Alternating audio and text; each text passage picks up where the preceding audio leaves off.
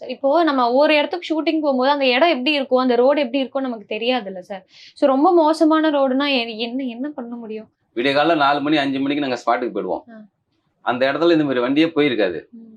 ஆனா என்ன பண்ணுவாங்க, புரொடக்ஷன் சைட்ல இருந்து இதோட பெரிய வண்டிலாம் இதுல வந்திருக்கு. உள்ள வா, உள்ள வான்னு சொல்லிட்டு இறக்கி விட்டுருவாங்க கொண்டு போயிட்டு. ஏன்னா நம்ம விடிஞ்சு போனா கூட ஓரளவுக்கு பார்த்து போலாம். கொண்டு இறக்கி விட்டுருவாங்க. இறக்கி விட்டுட்டு சாயங்காலம் பேக்கப் அப்ப நம்ம காலைல கொண்டு போய் 10 பேர் உள்ள கொண்டு போயிடுவாங்க. ம். சாயங்காலம் பேக்கப் பண்ணா ஒரு ஆள் அங்க இருக்காது. இந்த வண்டியோட கிளீனர், டிரைவரும், ஆப்பரேட்டர் 2 பேர் தான் இருப்பாங்க.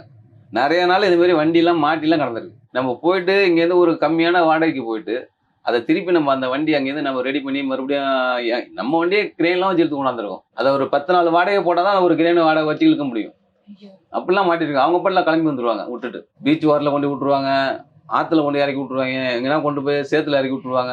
ஆமா இல்ல சார், என்ன அவங்களுக்கு தெரியாதா அப்போ? அவங்களுக்கு இண்டஸ்ட்ரியிலே தேவை அவங்க வேலை நடக்கணும். இப்போ நம்ம சொன்னாலும் அது ஏத்துக்கூடிய மனப்பக்குவத்துல இருக்க மாட்டாங்க. இந்த இடத்துல இந்த வண்டி வராதுங்கன்னு அந்த வண்டி ஓட்டுற நமக்கு தெரியும். இந்த வண்டி இதுல கட்டாவது. இதுல வரும் ஏன் வராது அப்படின்னாக்கா, அவங்கள்ட்ட நம்ம என்னத்த புரிய வைக்க முடியும் உங்களுக்கு? அவங்களுக்கு அவங்க வேலை ஆகணும். இப்ப ரப்பர் பால் மாதிரி கடையில அமுக்கி இமுக்கி கொண்டு உள்ள வருது. இந்த வண்டி நான் கொண்டு போகணும்னு சொன்னாக்க, இப்ப இடையில கூட ஒரு 2 வாரத்துக்கு முன்னாடி கூட ஒரு ஸ்டுடியோக்கு போயிருந்தோம். ம். அந்த ஸ்டுடியோக்கு இந்த வண்டியை வந்து உள்ள வராது சார் நான் சொல்றேன். அது எப்படி வராம போவோம்? உள்ள வாங்குறாரு.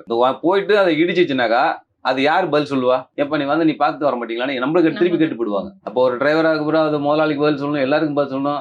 அந்த நீங்க ஒரு வாடகைக்கு நம்ம போயிட்டு அது ஒரு 3 வாடகை போட்டு செலவு பண்ற மாதிரி தான் இருக்கும்.